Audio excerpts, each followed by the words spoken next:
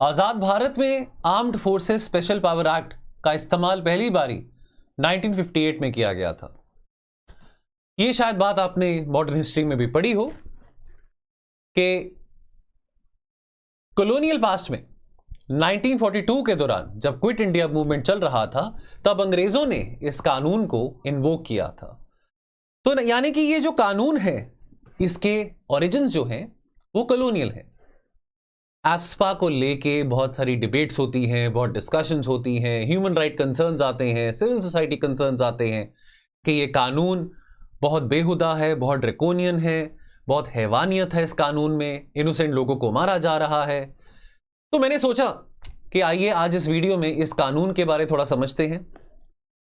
Briefly समझेंगे इस video में इस कानून के बारे।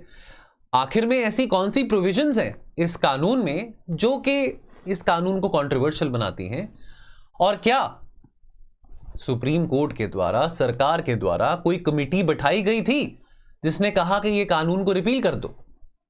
तो आइए इस वीडियो में सब समझते हैं। मेरा नाम है कुबेर और जैसे आप जानते हैं कि मैं स्लीपी क्लासेस पे आईआर, इंटरनल सिक्योरिटी और एसए पढ़ाता हूं। Armed forces special powers act, simple terms में समझें तो आर्म्ड फोर्सेस को, हमारी सेनाओं को पावर मिलती है कि पब्लिक ऑर्डर मेंटेन कर सके इस कानून के जरिए डिस्टर्ब्ड एरियाज में। यानी कि इन सोल्जर्स के पास, हमारी आर्म्ड फोर्सेस के पास अथॉरिटी होती है कि वो रोक सकते हैं कोई भी गैदरिंग जहां पे 5 या 5 से ज्यादा लोग इकट्ठे हो किसी डिस्टर्ब्ड एरिया में। अगर सिपाही चाहें तो वो फोर्स का इस्तेमाल, बल का इस्तेमाल, वेपन्स का इस्तेमाल भी कर सकते हैं आफ्टर गिविंग वार्निंग, अगर उनको लगता है कि कोई व्यक्ति कानून की उल्लंघना कर रहा है। अगर शक, यानी कि शक के आधार पर, रीजनेबल सस्पेशन यानी कि शक के आधार पर आर्मी चाहे तो किसी व्यक्ति को अरेस्ट कर सकता है बिना किसी वारंट के। किसी के घर में एंटर करके, किसी के घर पे एंटर करके उनको अरेस्ट किया जा सकता है, उनके घर को सर्च किया जा सकता है। अगर आर्मी को लगता है कि भाई ये पर्टिकुलर व्यक्ति शायद किसी मिलिटेंट को, किसी टेररिस्ट को, किसी इंसर्जेंट को पनाह दे रहा है, सपोर्ट दे रहा है, तो ये सब पावर्स आर्मी को ये एक्ट देता है। कोई भी व्यक्ति अगर उसको कस्टडी में लिया जाएगा या किसी ऑफिसर को हैंड ओवर किया जाएगा जो कि नजदीकी पुलिस स्टेशन में होगा, तो यानी कि वो रिपोर्ट जो होगी वो रिपोर्ट आर्मी के द्वारा बनाई जाएगी कि किस आधार पे हमने इस व्यक्ति को अरेस्ट किया है। देखिए अब आजाद भारत में तो देखिए, जो अगर हम बात करें एफ्स्पा की, देखिए जब भारत को आजादी मिलती है तो कई चुनौतियां भारत के सामने आई थी। अब नॉर्थ ईस्ट स्टेट्स की बात करें तो जो टेंडेंसी ऑफ सेपरेटिज्म थी या टेंडेंसी ऑफ सेक्सेशनिस्ट थी वो काफी ज्यादा थी। नॉर्थ ईस्ट के काफी राज्य थे जो चाहते थे अपने आप में ऑटोनॉमी, वहां पे काफी ट्राइबल लोग तब भी रहते थे, आज भी रहते हैं, और वो अपने आप को मेनलैंड इंडिया के साथ नहीं जोड़ना चाहते थे। और राज्य सरकारों को बहुत मुश्किल आ रही थी ऐसे लोगों को रोकने के लिए, केंद्र सरकार को बहुत मुश्किल आ रही थी ऐसे लोगों को रोकने के लिए जिनके जो डिजाइन्स थे, जिनके जो प्लान्स थे वो एंटी इंडिया थे। तो armed forces special power bill को पास किया गया था 1958 में by both the houses of parliament और बाद में ये बना armed forces special powers act. कौन से स्टेट्स हैं अंडर दिस एक्ट? तो ये पूरे नागालैंड, असम, मणिपुर में इफेक्टिव था और पार्ट्स ऑफ अरुणाचल प्रदेश में भी इफेक्टिव था। सेंटर ने मेघालय में एफ्स्पा को रिवोक किया अप्रैल 2018 में। Earlier AFSPA was effective on 20 kilometre area along the Assam Meghalaya border as well. Arunachal Pradesh में जो इंपैक्ट था एफ्स्पा का उसको 8 पुलिस स्टेशन तक रिड्यूस कर दिया गया instead of 16 police station. Tripura ने एफ्स्पा को विड्रू किया 2015 में। जम्मू कश्मीर के पास भी ऐसा सिमिलर एक्ट है। डिफेंस एक्सपर्ट्स की माने तो मेघालय, त्रिपुरा और कुछ पार्ट अरुणाचल प्रदेश के they have been declared as of now free of insurgency. इस एक्ट को इंपोज करा गया था इन एरियाज में keeping in mind the geographical terrain of these regions and to keep at bay any influx of the Bodos, the Nagas और other tribes from the neighbouring states of Assam, Nagaland etcetera. आज experts कहते हैं कि जहां तक मेघालय, त्रिपुरा या अरुणाचल की बात हो तो स्टेट पुलिस के पास इतनी क्षमता है, इतनी कैपेसिटी है कि यदि कोई भी डिस्टर्बेंस होती है, कोई भी ऐसा वहां पे कुछ अगर कोई इंसिडेंट होता है जो कि फ्लेयर अप होता है तो पुलिस उसको मैनेज कर सकती है, हैंडल कर सकती है। एस्पा विड्रॉल की बात जहां पे आती है तो यहां पे मैंने वो चीज मेंशन करी हुई ऑलरेडी कंटेंट में, यहां पे आप पढ़ सकते हैं, ये क्लिपिंग है न्यूज़पेपर की। एज ऑन मार्च 2022, देखिए केंद्र सरकार ने, देखिए आपको याद होगा 2021 की बात है, दिसंबर 2021 की बात है, दिसंबर 2021 की बात है, आई थिंक 6 या 7 दिसंबर की बात थी। नागालैंड के मोन डिस्ट्रिक्ट में, मोन डिस्ट्रिक्ट जो है नागालैंड का,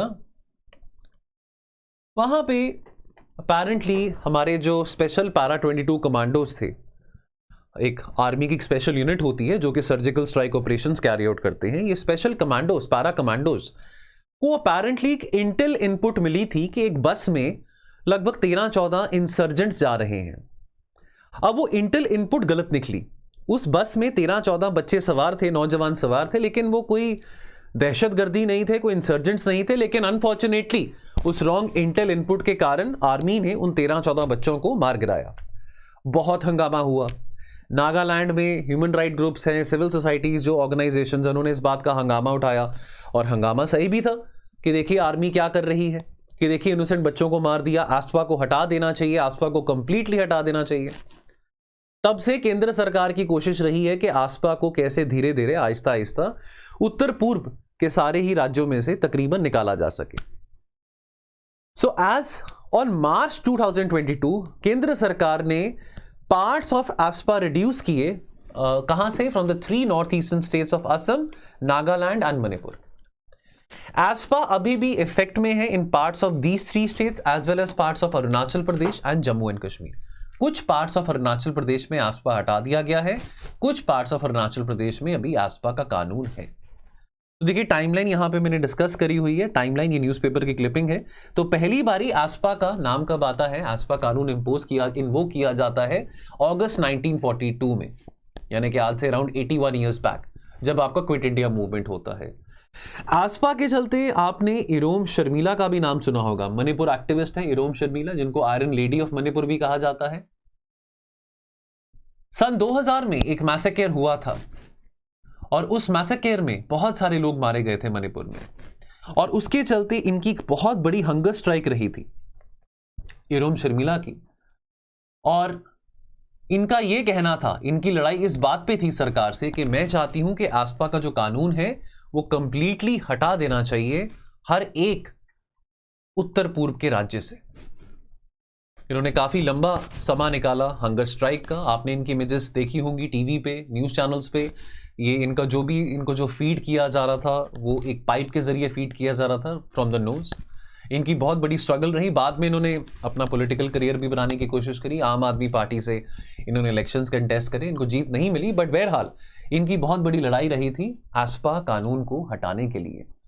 मासूम मैसेकेयर हुआ था, आज से 23 साल पुरानी बात है, सन 2000 में मणिपुर में मासूम मैसेकेयर। उस मैसेकेयर के बाद इन्होंने ये लड़ाई उठाई, ये आवाज अपनी बुलंद करी। तो यहां पे आप मैप देख सकते हैं एज ऑफ 2022 कहां पे एस्पा ऑपरेशनल है और कहां से एस्पा को हटा दिया गया है। आपको पीडीएफ में मिल जाएगा जब आप पीडीएफ में इस मैप को देखेंगे। नाउ अगर एस्पा की डिटेल्स को और बारीकी से समझें तो it can be applied only जब एक एरिया को डिक्लेयर किया जाता है डिस्टर्ब्ड। पहले तो राज्य सरकारों के पास पावर थी किसी भी टेरिटरी को या एरिया को डिस्टर्ब डिक्लेयर करने की, लेकिन 1972 में यह पावर केंद्र सरकार को पास कर दी जाती है। So what is a disturbed area and who has the power to declare it? Disturbed area is one which is declared by notification under section 3 of the ASPA. An area can be disturbed due to differences or disputes between members of different religious, racial or regional groups or caste or communities. 1972 में यह power केंद्र सरकार को दे दी गई थी कि भैया आप बताइए कौन सा एरिया डिस्टर्ब्ड है कौन सा नहीं। केंद्र सरकार या जो उस राज्य के राज्यपाल है या जो एडमिनिस्ट्रेटर हैं यूटी के, वो डिक्लेयर कर सकते हैं या तो पूरा का पूरा राज्य या पूरा का पूरा टेरिटरी या कुछ पार्ट ऑफ द टेरिटरी या कुछ part of the state as a disturbed area. एक सुटेबल नोटिफिकेशन यहां पे इन्वोक करनी पड़ेगी in the official gazette as per section 3। It can be invoked in places, यानी कि disturbed area can be invoked in places जहां पे civil power, यानी कि जहां पे पुलिस की व्यवस्था बिल्कुल फेल हो चुकी है, पुलिस की व्यवस्था बिल्कुल निकम्मी हो चुकी है और वहां पे आर्म्ड फोर्सेस को अपना बल का प्रदर्शन करना जरूरी पड़ेगा।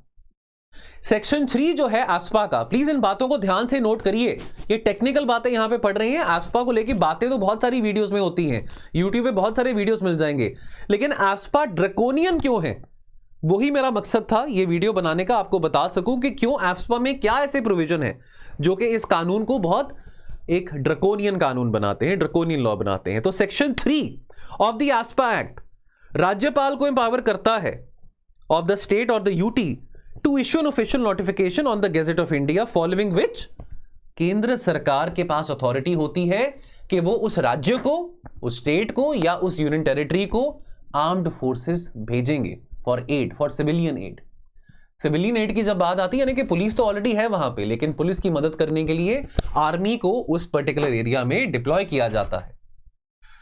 MHA would usually enforce this act जहां पे जरूरी हो, but there have been exception जहां पे केंद्र सरकार ने यह फैसला किया कि हम अपनी इस पावर को फोरगो करना चाहते हैं और हम ये फैसला राज्य सरकार पे ही छोड़ना चाहते हैं कि वो बताएं कि भाई कोई particular area in a state और यूटी क्या वो डिस्टर्ब्ड है कि नहीं।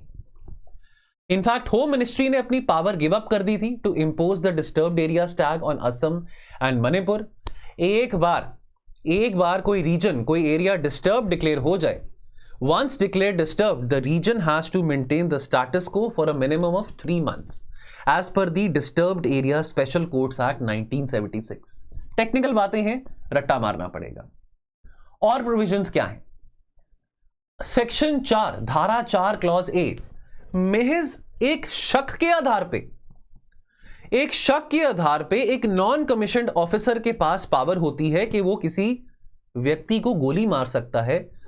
महज शक के आधार पे एक नॉन कमीशन्ड ऑफिसर किसी प्रॉपर्टी को डिस्ट्रॉय कर सकता है अंडर सेक्शन 4B, अगर उसको इस बात का शक है कि वो प्रॉपर्टी का यूटिलाइज किया जा रहा है दहशतगर्दों के द्वारा, इंसर्जेंट्स के द्वारा, मिलिटेंट्स के द्वारा।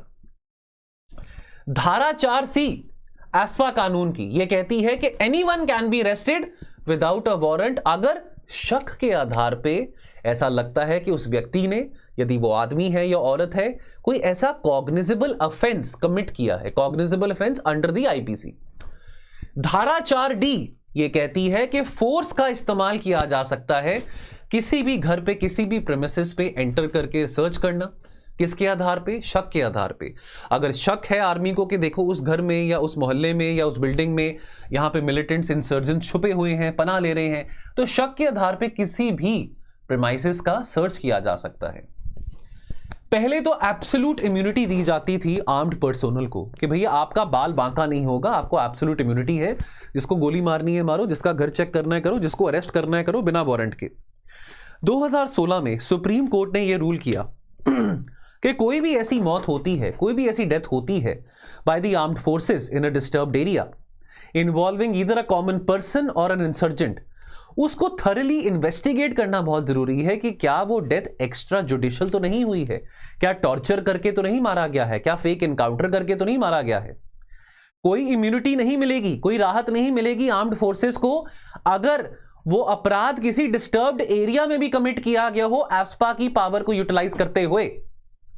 और सुप्रीम कोर्ट ने 2016 में कहा था कि एक्सेसिव बल का इस्तेमाल करना गैर कानूनी है, यह नहीं बात सही।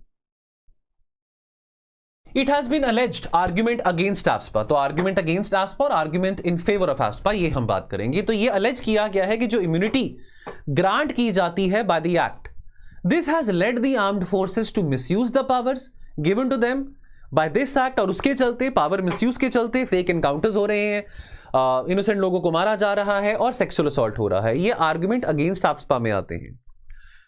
It leads to suspension of fundamental rights, आपके जो मौलिक अधिकार हैं, जो आपके नैतिक अधिकार हैं, उन सब का बिल्कुल सत्यानाश। जो आपको फंडामेंटल राइट्स मिले हैं as per the citizens, as per the constitutions, as per the constitution of India, as a citizen जो आपको फंडामेंटल राइट मिले हैं, तो आपके जो राइट्स हैं वो तो वायलेट होते हैं अगर आप निर्दोष हैं और आपको आर्मी ने पकड़ा है। सेक्शन 6 ऑफ ASPA वायलेट करता है सेक्शन 32 ऑफ द कॉन्स्टिट्यूशन। यानी कि जो आपकी कॉन्स्टिट्यूशनल रेमेडीज की बात आती है कि अगर आपको लगता है आपके किसी भी फंडामेंटल राइट्स का वायलेशन हो रहा है तो आपको यह भी आजादी है कि आप सुप्रीम कोर्ट में जा सकते हैं अपने फंडामेंटल राइट्स को इन्फोर्स कराने के लिए। टॉपिक इंटरनल सिक्योरिटी का है, लेकिन पॉलिटी की भी 4 बातें यहां पे पढ़ रहे हैं। एस्पा के चलते प्रायर सैंक्शन लेना बहुत जरूरी है केंद्र सरकार से, अगर तो आपने केस कोई कोर्ट में फाइल करना है किसी भी आर्म्ड ऑफिशियल, किसी भी पर्सनल के खिलाफ। Article 21 of the constitution guarantee करता है राइट टू लाइफ हर एक नागरिक को, but this right has been violated by section 4 of the act. Article 14 of the constitution कहता है equality before the law. People residing in areas declared as disturbed, they have been denied this right because of section 6 of the ASPA, जो कि लोगों को रोकता है कि भाई आप किसी भी आर्म्ड पर्सोनल के खिलाफ या केंद्र सरकार के खिलाफ नहीं कंप्लेंट कर सकते हैं, सुप्रीम कोर्ट में नहीं जा सकते हैं कि मेरे फंडामेंटल राइट्स का वायलेशन हुआ है without the prior sanction of central government. तो यानी कि मान लो कि मैं किसी ऐसे डिस्टर्ब्ड एरिया में रहता हूं और मुझे आर्मी ने अरेस्ट किया है बिना किसी रीजन के, मतलब मैं निर्दोष हूं, तो मेरे को अगर आर्मी या उस आर्म्ड पर्सोनल के अगेंस्ट केस फाइल करना है, मुकदमा करना है सुप्रीम कोर्ट में, और यह कहना है कि मेरे फंडामेंटल राइट्स छीने जा रहे हैं, तो पहले मुझको केंद्र सरकार से, सेंट्रल गवर्नमेंट से परमिशन लेनी पड़ेगी। तो यह प्रोसेस बहुत लंबा चौड़ा है।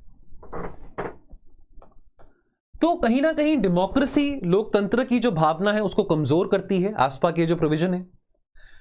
Powers without accountability is not a good thing. Armed force, किसी के पास भी एब्सोल्यूट पावर होगी, अनलिमिटेड पावर होगी, तो उसका नतीजा तो अच्छा नहीं होगा। क्रिटिक्स का यह आर्ग्यूमेंट है कि this act has failed in its objective of restoring normalcy in disturbed areas. Although इस कानून को इन्वोक करे, अब 1958 से आज आप लगा लीजिए कितना टाइम हो चुका है, लगभग 65 ईयर्स हो चुके हैं। यूनाइटेड नेशन ने भी क्रिटिसाइज किया है भारत को कि इस कानून को क्यों आप कंटिन्यू कर रहे हो, एस्पा जैसे कानून को क्यों कंटिन्यू किया जा रहा है जो कि इंटरनेशनल ह्यूमन राइट स्टैंडर्ड्स को भी ब्रीच करता है। The UN has asked India to repeal AFSPA, कि कॉलोनियल एरा लॉ है, अंग्रेजों के टाइम का लॉ है, ये तो एक रेलिक है ऑफ द कॉलोनियल पास्ट, तो क्यों हम इस कानून को यूज कर रहे हैं आजाद भारत में। और नॉर्थ ईस्ट में व्यापार या टूरिज्म तब तक नहीं बढ़ पाएगा जब तक सरकार इस कानून को लिफ्ट नहीं करती। ना होल्ड योर हॉर्सेस, मैं यहां पे वो आर्ग्यूमेंट्स आपके साथ डिस्कस कर रहा हूं, टेलर मेड आर्ग्यूमेंट्स जो कि आप लिख सकते हैं मेंस में यदि अगेंस्ट एस्पा लिखने हैं। ऐसी बात नहीं है कि सरकार कोशिश नहीं कर रही है, सरकार ने काफी हद तक एस्पा के कानून को नॉर्थ ईस्ट से उठाया भी है। हो सकता है आप में से बहुत सारे बच्चे नॉर्थ ईस्ट में रहते हो जो ये वीडियो देख रहे हैं, आपको ज़्यादा बेटर पता हो कि नॉर्थ ईस्ट में, खास करके मणिपुर में क्या सिचुएशन है आज के टाइम पे। हम डेफिनेटली किताबी बातें पढ़ रहे हैं, हम डेफिनेटली किताबी बातें आपको बता रहे हैं। अनुभव उत्तर पूर्व में मेरा रहने का बहुत कम है, हो सकता है आपका अनुभव ज़्यादा हो।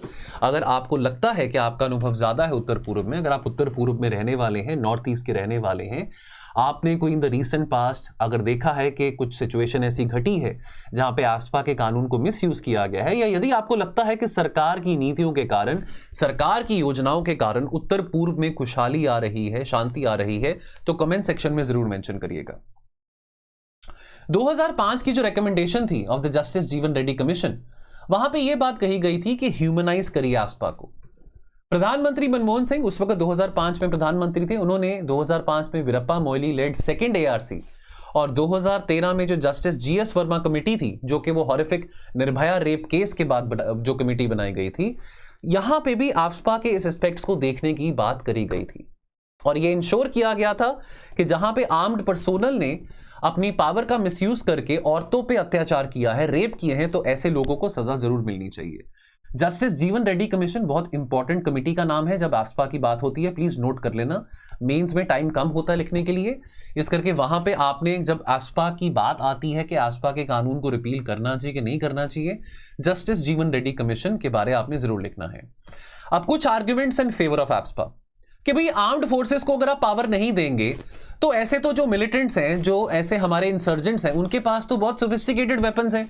उनको म्यांमार की आर्मी से, चाइना की आर्मी से, पाकिस्तान की आईएसआई से कितने हथियार मिल रहे हैं, कितना एम्युनिशन मिल रहा है। तो अगर आप एब्सोल्यूट इम्यूनिटी अगर आर्म्ड फोर्सेस को नहीं देंगे तो वो अपना काम कैसे कर पाएंगे? क्या आप ये चाहेंगे कि हमारे जो आर्म्ड पर्सोनल है वो मारे जाएं? ये एक आर्गुमेंट आ जाता है in favour of AFSPA. It is very essential for the armed forces to function effectively in insurgency and militancy affected areas.